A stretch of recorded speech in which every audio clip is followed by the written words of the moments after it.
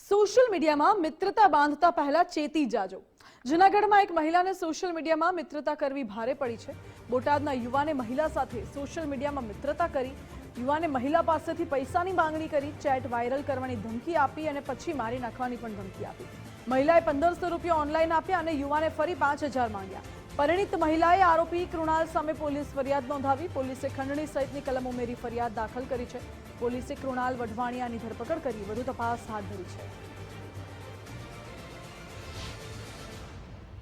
ગઈકાલે B division police station ખાતે Zanzarda road ઉપર રહેતી એક પરિણીત મહિલા દ્વારા એક ફરિયાદ નોંધાવવામાં આવેલી હતી। જે ફરિયાદમાં તેને જણાવેલ કે તેને એક કૃણાલ નામના વ્યક્તિ સાથે સોશિયલ મીડિયાથી સંપર્ક થયેલ, ત્યારબાદ તેઓ વોટ્સઅપ તેમજ કોલથી એકબીજાના સંપર્કમાં આવેલા।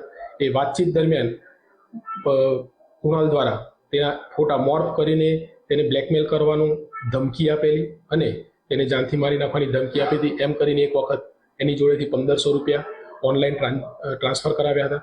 ત્યારબાદ થોડા સમય પહેલા એને 5000ની માગણી કરતા તેના મહિલાના પતિને એ માહિતી મળતા તેઓ સાથે આવીને કાલે ફરિયાદ નોંધાવેલી હતી। તો તાત્કાલિક ફરિયાદ નોંધીને આરોપીને તાત્કાલિક બોટાદ ખાતેથી ઝડપી પાડી આજરોજ તેને કાયદેસરની કાર્યવાહી હાથ ધરવામાં આવેલી છે।